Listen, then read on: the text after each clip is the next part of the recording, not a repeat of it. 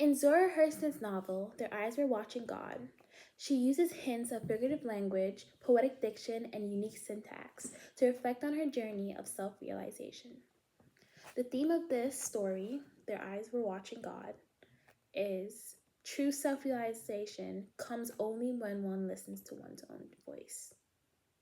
We see this through Janie listening to her voice consistently, no matter what her ancestors say or whatever the people on the porch say, she was always following her own heart, and she's always returning even when she fails.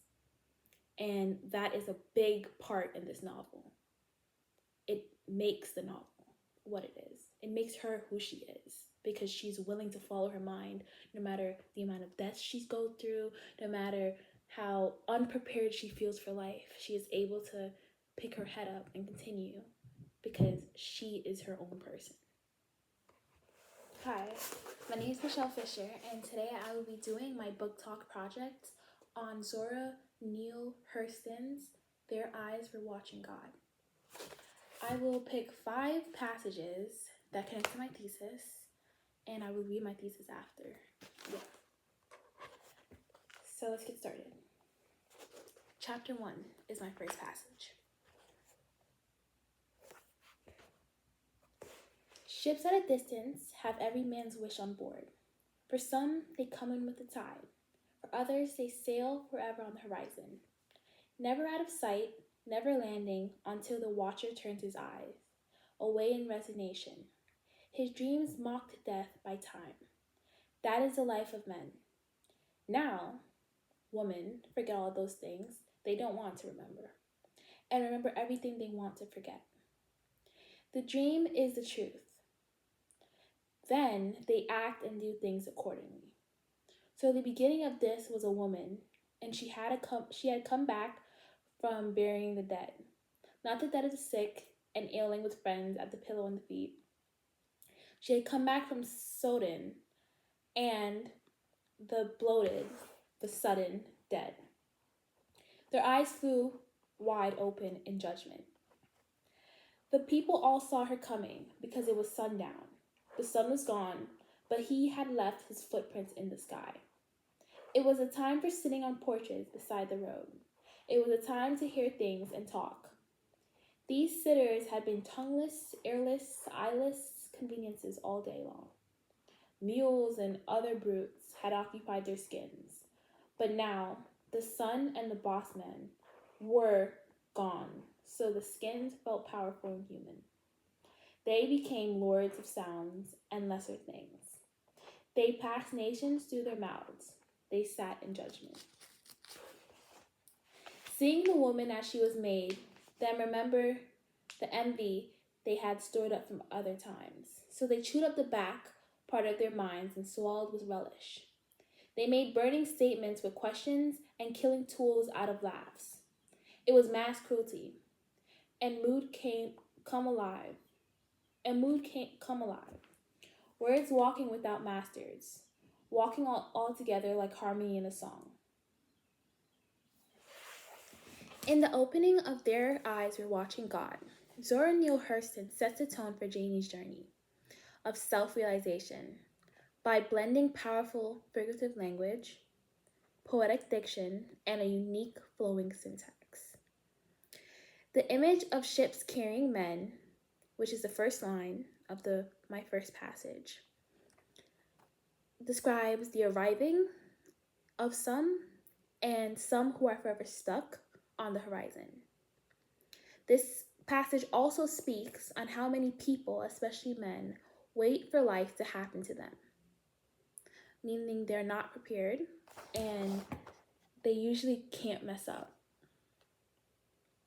They hope, they watch, but they rarely act. In contrast, Hurston gives us a different take on women by saying, the dream is the truth. Then they act and do things accordingly. That line sums up Janie's entire journey. She doesn't sit around waiting. She continues on and she chooses her own path. She learns even when it's hard. Hurston's language in this passage feels almost like music. Lines like, the sun was gone, but he had left his footprints in the sky, shows how she weaves beauty into even the most ordinary moments, although it's not so ordinary because of death. She did lose a husband.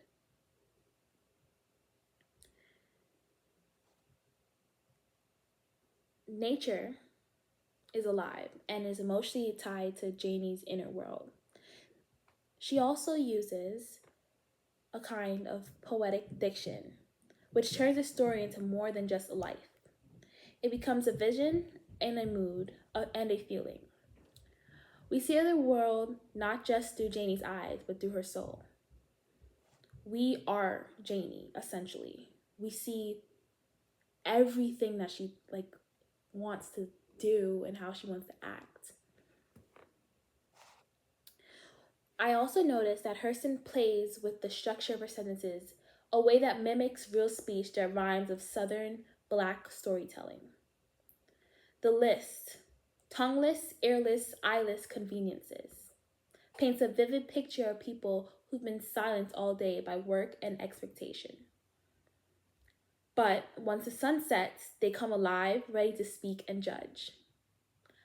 I believe that when they're silent, as a Southern Black woman or man, they're working and they're just getting through their day. But when they get home, it's a time for them to come alive and truly be themselves.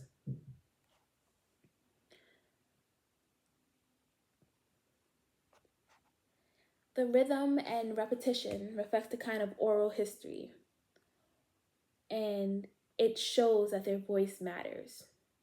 It may not matter outside their household, but it does matter where they are. It matters to the people that when they're sitting on the curb, they either catcall or they make faces at. It matters. They show their emotions. So,